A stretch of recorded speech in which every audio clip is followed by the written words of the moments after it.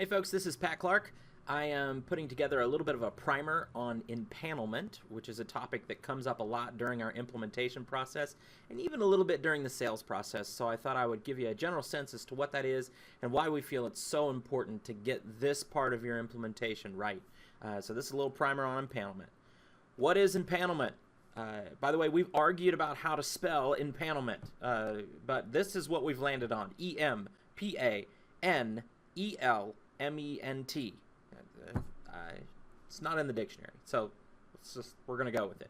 It is the process of taking a single patient chart and tying it to multiple providers. And so one of the challenges that you might find is you might have a family practice doctor who is working with the patient, but you also might have a cardiologist or an endocrinologist or an OBGYN. So you might have one single patient chart, but multiple providers interacting with that single patient chart. So really we want to have a flexible enough system to be able to report out on all those providers and sort of put that stuff together. So that's what empanelment is. What type of empanelment rules are out there? Well, and the reason that it's so challenging is because PQRS has its own empanelment. It has its own way of tying patients and providers together. Bridges to Excellence has their own way of tying patients and providers together. NCQA, they have their own way. Meaningful Use has its own way. There's also local or regional standards. And so when we work with customers, one of the things that we like to do right out of the gate is talk to them and say, okay, one, what kind of rules are you going to be designing? And then also, what kind of existing ways do you tie patients and providers together? So one of the questions I get asked a lot is, what type of rules do you guys actually use? So this is a very high-level list, but this could be pretty crazy. There could be a lot of different rules that are out there, but let me just go through a couple of them. The first one will be this: the responsible provider in the electronic medical record.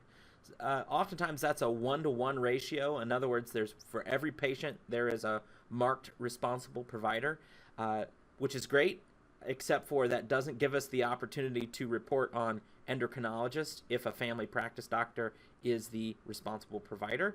So that one really doesn't always work, but it's a good start, and it definitely is something that we typically add in there.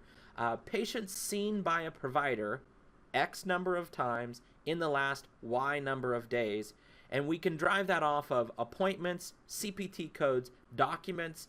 There's a lot of different ways to capture that information, and so that's why we work with our customers in order to customize empanelment right out of the gate so that you can get what you want. Another way to do this is the patient seen the most by a provider in the last X days. So let's say that they had 3 endocrinology appointments, but they only had 1 family practice appointment. And that way you might want to tie the endocrinologist together by saying, hey, they've seen the endocrinologist in the last 2 years. They've seen them 3 times. They've only seen family practice once. So that's a great empanelment rule. Obviously it has its disadvantages and advantages, but I just want to throw it out there as an example of one that we actually see people use. Another one, using custom observation terms or custom fields inside of your EHR in order to track which patient belongs to which provider. So the great part about this one really is you have a lot of control, and I know a couple other systems use this. One of the challenging parts is really all the mapping that goes on in order to make sure that what if this provider is not one you've ever dealt with before, or they're not in your system, or there's a lot of ors that go into that last empanelment rule.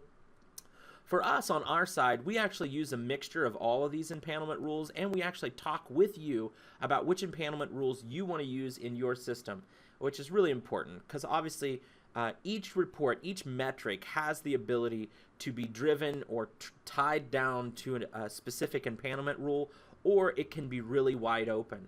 When we do an implementation, one of the things that I recommend to our customers is start with a very wide net to capture as many as many patient-provider relationships as you possibly can. Then start to narrow that net over time as you find the exact ones that work for you. I can tell you, if the only empanelment rule you can use is responsible provider, your reporting system will be extremely limited in the capacity to be able to deliver accurate reports. because obviously responsible provider is not the only way, unless all you have is family practice in your organization, unless all you have no specialties, you have none of those things. And in reality, most systems are getting larger and larger, and as they do get larger, responsible provider is just not going to cut it. Empanelment in health matrix, it's driven by customer needs.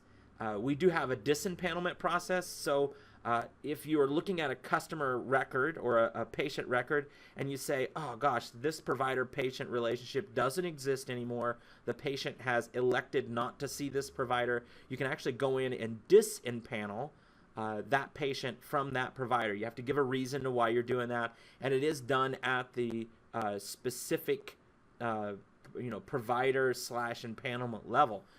It's also seen at the user level of the organization, so you can actually go down to a patient and see all of the providers that patient could potentially be empaneled to. So really important, and obviously you can get a good sense and sort of manage that on your side. You can also make it metric specific for empanelment, meaning that if you're designing a PQRS metric, you want to use the PQRS empanelment rules. You don't want to use that wide net that we talked about a minute ago. You want to use the very narrow net. It's also edited and managed at the enterprise level, which means that there's really one place to do that, and it goes to the administrator of the application is in order to create those empanelment rules. So empanelment is an extremely important thing to talk about during the implementation of any reporting system. If you're using Crystal Reports or using any kind of other one-off system, then empanelment is one of the first areas that I would say people fall down on, because one report is created one way, one report is created the other way. So if you don't have a system like Health Matrix where you can really control that empanelment process, then I would encourage you to do documentation. Talk with your IT folks. Make sure that when you're creating reports, you're actually using the empanelment that makes sense for your organization. I hope this has been helpful for you. I am doing my best to take some of the things that we're learning during our implementation processes and really make them public so that we can all learn and grow. So here's looking at you. Hope things are well.